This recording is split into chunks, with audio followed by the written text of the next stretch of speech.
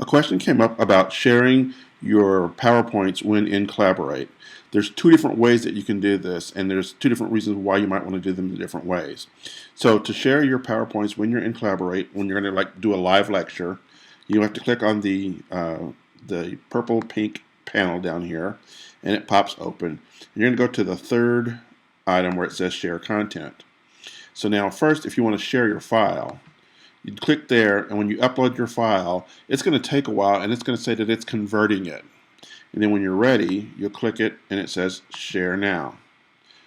So what Blackboard did is it took all your PowerPoints and turned them into individual images, is what it did. All your PowerPoint slides are now individual images. And so when you select them, it's now sharing, and your students are seeing this slide right here. It won't, if you click here, it won't automatically advance. You can click down here to advance, and so you go to the next slide. But as you can see, these slides were actually built with animation in them. You're not going to see the animation build, so everything that's on that slide will show at one time. So it's going to go, as you go through there, they're all going to show at one time through there. And for most people, that may be okay. If you don't have any builds in your slides, that's not going to be a problem. But if you have a video or an audio, that's going to be a problem. Or any other kind of animation. It's not going to show. It's not going to work because it's trying to make an image out of that. So that's what's going to be a problem if you do that. But if you don't have that, you'll be fine just doing it this way. And you can go through all your slides. Let me stop sharing. Now the other way that you can do this is to share screen or application. And so in this case, what you would do is you'd open up your PowerPoint first and make sure that it was open. And we get back to the slides that I want to get to. And then say share screen or application. Click on the application window and then find your PowerPoint. And you select it and share that. Now it's sharing your PowerPoint screen there, and it took you to your PowerPoint. This is what your students are seeing. You don't want to present this way. You want to go to your slideshow. So you go to your slideshow and you say start from the beginning. So now your students should be seeing your slideshow. Yeah, there it is.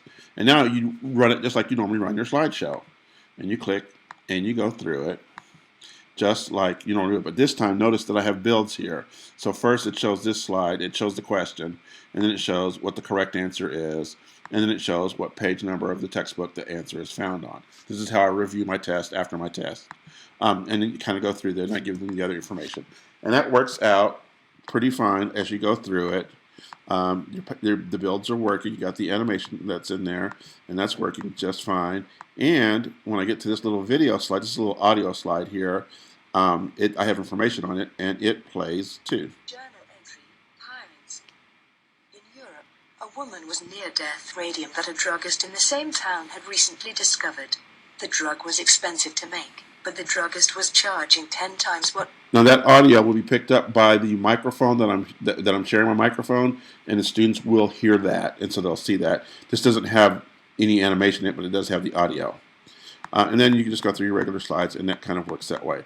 So if you have audio or if you have slide builds, then you want to share this, and then when you're done, you can just kind of go back to here and say stop sharing, and now you're back at your regular presentation.